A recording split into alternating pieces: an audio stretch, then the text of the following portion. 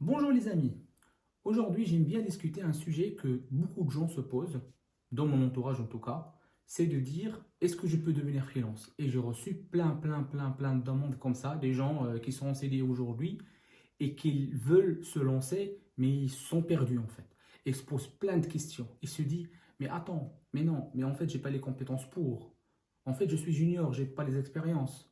Ah non, en fait, j'ai pas un profil IT. Et on sait que les freelancers, normalement, c'est pour les IT. Ah, mon ami qui est dans l'IT, ça fait quelques années qu'il est freelance, mais moi, je peux pas faire comme lui. Et en disant ça, on est juste en train de nous créer des freins pour rien. D'accord? Si vous avez envie de faire ça, moi, le conseil que je peux vous donner, allez-y, faites-le, sautez le pas. Parce que attendre d'acquérir des compétences, d'avoir des expériences en plus, de comprendre une techno, de l'appliquer, ça va juste nous faire perdre du temps.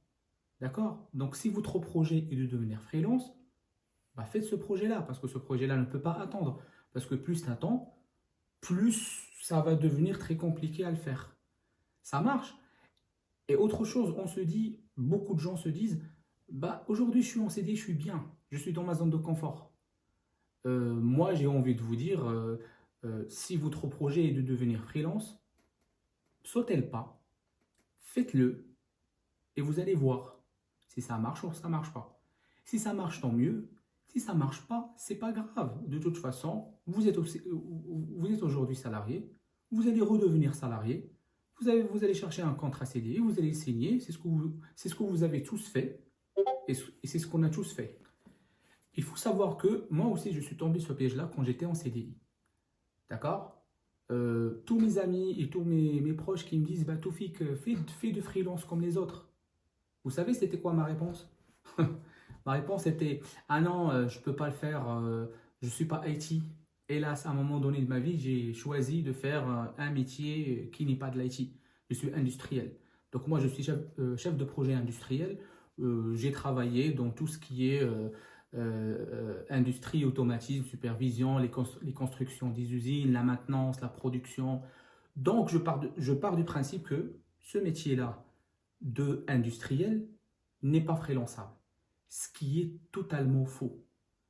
Ça marche? Donc moi, heureusement, je ne suis pas quelqu'un euh, euh, qui a peur en fait.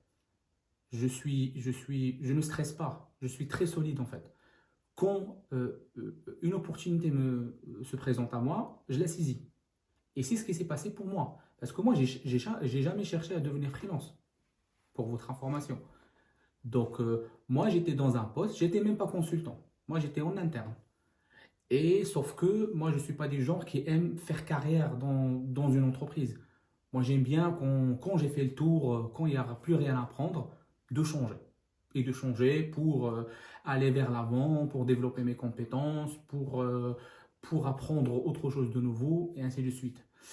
Ce qui s'est passé, c'est que dans mon dernier CDI, j'étais en train de chercher un autre CDI et un cabinet est venu vers moi pour me présenter une mission freelance. Et pour moi, ça a commencé comme ça. Je m'y attendais même pas, je ne l'ai pas cherché. C'était même pas dans mes rêves les plus fous de devenir un jour freelance. Ça s'est présenté à moi et vu que moi, je ne suis pas quelqu'un qui a peur d'aller vers l'inconnu, parce que pour moi, le freelancing au début, c'était de l'inconnu. Donc moi, j'ai pas peur, donc j'ai assumé, j'ai pris sur moi, j'ai fait l'entretien, j'ai ouvert ma société et me voilà freelance aujourd'hui parce que je n'ai pas fait qu'une seule mission. J'ai fait une mission, puis une autre, puis une autre, puis une autre, puis une autre. Et le plus important, c'est que en attendant, ma vision a complètement changé. Je ne suis plus salarié, je suis entrepreneur. Aujourd'hui, je suis freelance entrepreneur. Donc, je ne cherche pas à avoir un salaire payé à la fin du mois et payer mes cotisations et mon impôt pour que à la fin j'ai un congé de un mois. Non, maintenant j'ai beaucoup de choses à faire, j'ai beaucoup de choses en tête. Si j'avais pas pris l'opportunité qui s'est présentée à moi il y a 3 ans, je ne serais pas là aujourd'hui. Et la question que je me suis posée à l'époque quand le cabinet m'a présenté la mission freelance, je me suis dit, de toute façon, j'étais en train de chercher un CDI. J'étais en train de chercher du travail. Une opportunité s'est présentée. Je l'ai saisie. Je dis, je la fais. Si ça marche, tant mieux. Si ça ne marche pas, c'est pas grave. De toutes les façons, moi, je voulais changer de travail. Je vais chercher un CDI, je vais passer des entretiens, je vais le trouver, je vais le commencer. Parce qu'il faut savoir une chose, dans ma personnalité, si jamais je ne fais pas la chose, je vais le regretter. Donc moi, j'aime bien essayer pour voir avec mes propres yeux. J'aime pas entendre les autres. J'aime pas entendre celui qui va me dire: ah bah non, bah attends, le marché maintenant, il n'est pas bien, il est un peu compliqué, ne te lance pas aujourd'hui, tu sais, le freelancing, tu vas payer beaucoup d'impôts, tu vas payer beaucoup de charges, tu vas faire ci, tu vas faire ça. J'écoute personne, je fais ce que je vois le mieux pour moi, je l'essaye pour être sûr de moi et pour, au final, c'est moi qui assume mes responsabilités. Si ça marche, tant mieux. Si ça ne marche pas, je l'aurais essayé, je ne vais pas le regretter et je passe à autre chose, tout simplement. Du coup, pour revenir sur mon CDI que j'ai terminé, que j'ai fait juste avant que je passe freelance, ce poste-là, en fait, comme je vous ai dit, j'étais en interne. Et j'avais fait 3 ans et demi dans ce poste-là et j'estimais que c'est bon, j'ai fait le tour en fait. C'est bon, j'ai appris ce que j'ai à apprendre, j'ai fait le tour. Il faut savoir que moi, je ne suis pas quelqu'un qui aime faire carrière dans une entreprise. Moi, j'aime bien changer. Comme je vous ai raconté, moi j'étais en train de chercher un contrat CDI pour changer de travail et bien sûr évoluer dans ma carrière. Avec le plus grand des hasards, une mission freelance m'est présentée, je l'ai saisie et je l'ai fait. Chose que je ne regrette absolument pas. Chose que je n'allais pas faire si jamais j'ai hésité ou je me suis dit non, tiens, attends, mes compétences, mes expériences et tout ça. D'accord? Et ce qui est drôle dans tout ça, c'est que l'idée que j'avais avant, que mon métier n'est pas freelançable, s'est éclipsée, s'est effacée complètement. Parce qu'à ce moment-là, j'ai compris que n'importe quel métier pourrait être freelançable. Même le secrétariat peut être freelançable. Tous les métiers, sans exception. Ça marche, ça c'est très très important. Autre chose que j'ai compris, c'est que j'ai fait la réflexion, j'ai pris un recul énorme. Je me suis dit, bah tiens, de toute façon, moi j'ai commencé ma carrière comme étant consultant avec des sociétés de services. Donc j'étais embauché en CDI dans des sociétés de services. C'est comme ça comment j'ai commencé ma carrière, comme beaucoup de gens qui vont se reconnaître. Du coup, je me suis dit, ces sociétés de services-là, ils embauchent bien les profils techniques comme moi, des mécaniciens, des électriciens, des génies civils, des gens qui font des dessins industriels, des automaticiens, et ainsi de suite, et ainsi de suite, et ainsi de suite. Et ces consultants-là, ils font bien des missions chez des clients finaux, comme consultants externes. Du coup, je peux faire les mêmes missions à travers les mêmes USN, chez les mêmes clients finaux, mais en freelance. Au lieu de signer un contrat CDI avec l'USN, ben, je signerai un contrat de sous-traitance. C'est à ce moment-là, c'est dans ce moment-là de recul-là que j'ai compris que l'idée que j'avais que le freelance est lié à l'IT était complètement faux. Cette idée-là est vraiment fausse. Il ne faut pas le prendre comme ça. Tous les métiers sont freelançables, tous les niveaux de métiers sont freelançables. Que tu sois junior ou que tu sois expérimenté, que tu sois dans l'IT, que tu sois dans un domaine technique ou financier, tu peux faire des freelances. Ça, c'est sûr et certain. Et ce qui s'est passé par la suite, c'est que j'ai terminé cette mission et j'ai fait une autre mission, puis une autre mission, puis une autre mission. C'est là où j'ai compris que on devient freelance, c'est pas parce qu'on a trouvé une mission freelance. On devient freelance parce qu'on veut trouver des missions. Parce que, rappelez-vous ce que j'ai dit, hein, je n'ai pas un profil IT, je ne suis pas un IT, je suis un industriel. Donc j'estime que j'ai plus de difficultés à trouver des missions que quelqu'un qui fait de l'IT. Tout simplement parce que moi, je ne peux travailler qu'avec les industriels. Un IT, il peut travailler avec n'importe quelle société. Ça marche. Et malgré ça, j'ai pu trouver des missions en cherchant, en mettant en place la stratégie de recherche que j'ai expliquée dans ma première vidéo qui est dans ma chaîne YouTube, et aussi pour trouver le TGM, ben, j'ai mis en place l'explication de la stratégie, comment trouver un TGM et comment le négocier, que j'ai aussi mis sur ma chaîne YouTube et que je vous invite tous à les regarder parce que c'est très important et ça complète ce que je suis en train de dire aujourd'hui. Il faut savoir aussi que, vu que moi, mon profil est industriel, donc je ne peux faire que des projets dans l'industrie. Et malgré ça, j'arrivais à trouver des missions. Donc, si ton profil à toi, il est IT, bah sache que moi, j'ai plus de difficultés de trouver des missions que toi. Donc, si moi j'y arrive, toi aussi tu y arriveras. Il n'y a aucune raison que tu n'y arrives pas. Donc, il faut juste se décider. C'est ça la différence, en fait. Entre quelqu'un qui veut faire, il fait, et entre quelqu'un qui veut le faire, il hésite. Parce qu'il se met des freins tout seul, parce que pour lui, c'est pas encore le temps, c'est le marché est tendu, il n'a pas les compétences, il n'a pas l'expérience, il attend un peu. C'est attendre, attendre, ça peut durer longtemps. Ça peut durer très longtemps. Parce qu'une fois on est dans notre zone de confort, bah on reste dans notre zone de confort et on ne concrétise pas le projet de devenir freelance. Sachez que vouloir devenir freelance, ce n'est que le premier pas vers le succès, le premier pas vers l'entrepreneuriat. Ça marche parce que vous n'allez pas devenir freelance pour devenir freelance, pour rester avec le mindset salariat. Donc vous devenez freelance parce que vous voulez faire des missions, vous allez le faire en portage peut-être au début ou pas, vous allez ouvrir votre société, vous allez facturer, vous allez faire du chiffre d'affaires, vous allez faire d'autres activités, vous allez faire d'autres investissements. En attendant, il y a d'autres portes qui peuvent s'ouvrir. Il faut toujours le prendre comme ça. Il faut toujours partir du principe que ça peut se développer. Ça peut donner autre chose de mieux. Et si jamais ça ne marche pas, bah, c'est pas grave, on devient salarié. Maintenant, je m'adresse aux gens qui veulent vraiment se lancer. Mon conseil, allez-y, sautez le pas. Parce que le seul moyen de savoir si ça marche, c'est en le faisant. Parce que si vous ne faites rien, il n'y aura rien. Vous n'allez pas savoir si vous êtes capable de le faire ou pas. Si vous pouvez le faire ou pas. Donc, moi, le conseil que je peux vous donner, allez-y, faites-le. Il ne faut jamais se dire « Ah non, mais aujourd'hui, je suis dans ma zone de confort, je suis dans mon CDI, je suis très bien, je vais attendre un peu. » Ça, c'est le piège qui va se fermer sur toi. Donc, fais attention à ça. Parce que le problème, en fait, en étant en CDI, c'est si jamais tu trouves une mission, il y a les 3 mois de préavis. Donc, quand tu démissionnes, tu as 3 mois de préavis. Donc, la question que je te pose, est-ce que le client il va t'attendre 3 mois? Je ne crois pas. Ils sont rares les clients qui attendent 3 mois. D'accord? Je pars aussi du principe que pour savoir, il faut faire. Rappelez-vous ce que j'ai dit dans toutes mes vidéos. Pour avoir une réaction, il faut faire l'action. Si vous ne faites pas l'action, ben, il n'y aura pas de réaction. La première chose qu'il faut faire, c'est d'aller demander à ton employeur actuel comment tu peux terminer ton contrat. Parce que si jamais tu arrives à négocier une rupture conventionnelle, ou si jamais tu es en préavis de licenciement, ou si jamais tu es en fin de période d'essai, ben sache que tu peux le prendre comme un plan B.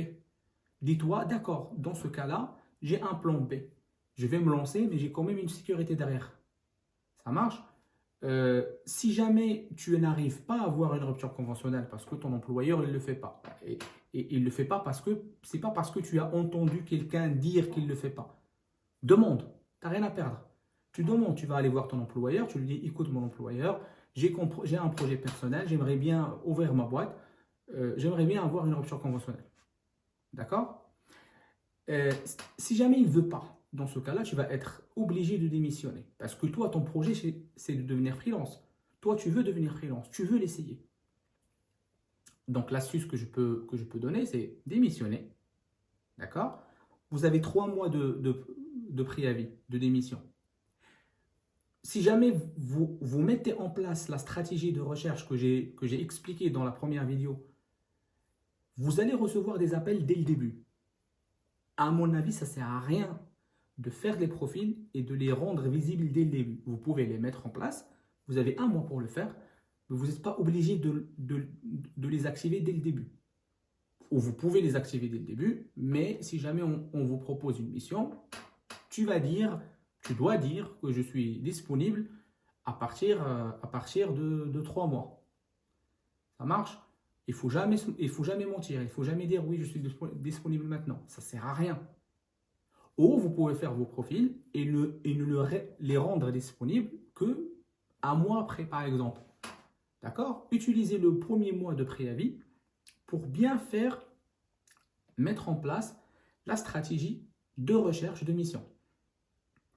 Arrivé au deuxième mois, dans ce cas-là, activez vos profils dans toutes les plateformes, dans tous les job boards.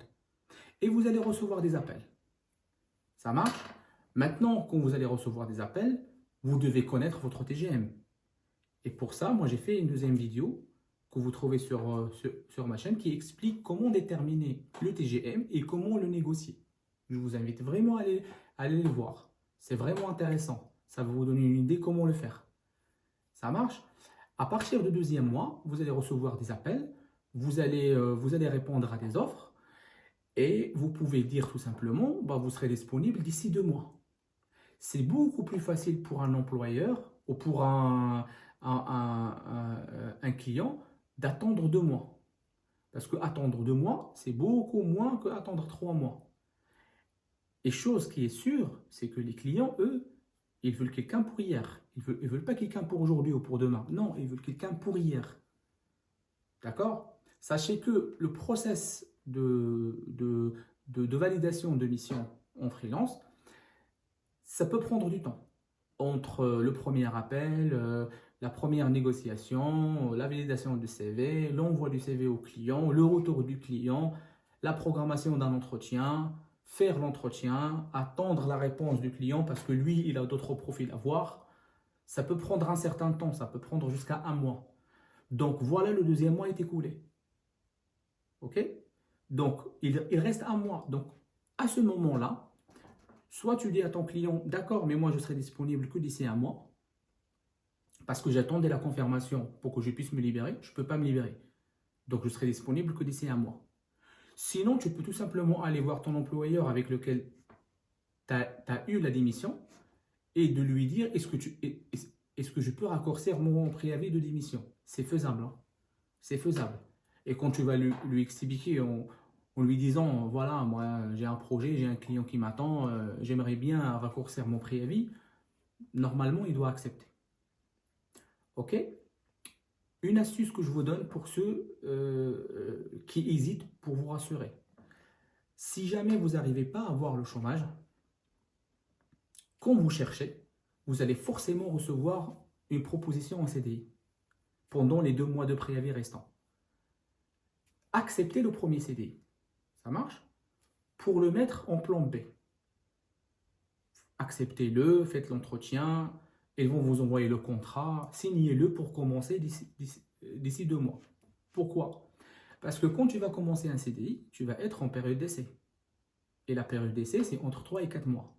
Donc, tu vas rajouter encore 3 mois de recherche pour trouver une mission freelance. Et dans ce cas-là, le contrat que tu as commencé, pour lequel tu as une période d'essai, il est arrêtable en 48 heures. C'est beaucoup plus simple que d'annoncer à ton client qu'il doit attendre 3 mois. Et ça se trouve aussi que pendant les 3 mois, tu ne trouveras pas la mission. Dans ce cas-là, tu as un CDI sous la main pour lequel tu travailles, pour lequel tu as un salaire, pour subvenir à tes besoins. Et en même temps, tu n'arrêtes pas la recherche de mission pour devenir freelance. Et quand tu la trouves, tu n'as qu'à déposer ta fin de période d'essai à ton employeur qui a signé un CDI avec toi et commencer la prestation en freelance parce que tu auras un préavis de 48 heures, ce qui est largement suffisant.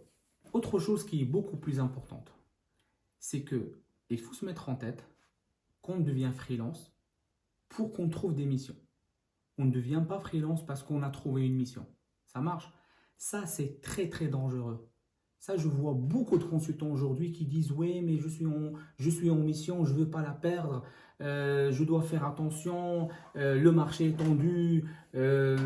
Et qu'il a peur de perdre la mission parce qu'il le prend comme un contrat CDI et qu'il a créé sa zone de confort.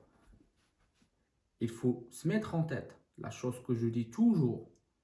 Il faut être sûr, il faut le croire, d'accord? Il faut se dire toujours, une mission, on sait quand est-ce que ça commence, mais on ne sait pas quand est-ce que ça se termine.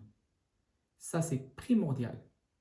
Parce que le jour où ça se termine, on switch automatiquement à la recherche. On ne reste pas bloqué. D'accord? Parce qu'il faut savoir une chose. Une mission freelance peut s'arrêter à n'importe quel moment, pour n'importe quelle raison. Même le client te vend une mission longue durée, sache que le contrat que vous allez signer entre vous, le contrat de sous-traitance, va être de 3 à 4 mois renouvelable maximum, soit tacitement, soit via des sous-contrats. Ça marche. Et même s'il est renouvelé, bah sache qu'il peut être arrêté moyennant un préavis de 1 mois. À partir de là, il faut être tranquille avec ça et se dire, une mission, on sait quand est-ce que ça commence, mais on ne sait pas quand est-ce que ça se termine. Pour qu'une fois il nous annonce la fin de la mission, peu importe la durée que vous avez fait, quand on nous annonce la durée, quand on nous annonce la fin de la mission, on switch directement à la recherche. Ça marche. Ça c'est quelque chose de primordial où il faut vraiment, vraiment faire attention. Parce que je vois beaucoup de consultants qui se posent ça comme un problème de freelancing. Il faut savoir autre chose que c'est ça l'inconvénient, on va dire, de freelancing. D'accord? Parce que l'avantage, c'est qu'on est beaucoup plus payé qu'un contrat CDI. Un salaire en CDI, c'est le 1/3 ou la moitié, en fait, on va dire, d'un revenu en freelance. Du coup, il faut prendre cette information et de dire, je fais une mission, si j'ai travaillé 6 mois, c'est comme si j'ai travaillé 1 an en CDI. Donc, même s'il y a des gaps entre deux missions, c'est pas grave. Il ne faut pas se prendre la tête. Il faut vraiment mettre l'énergie sur la recherche de la mission. Au lieu de commencer à se poser la question pourquoi ça s'est arrêté et aller voir ton client pour essayer de négocier, de la prolonger et tout ça, cette énergie-là, vaut mieux la mettre pour la recherche que de la mettre sur quelque chose que de toute façon va être terminé parce qu'ils ont déjà donné le préavis. Moi, à mon avis, ça ne sert à rien. Ça marche.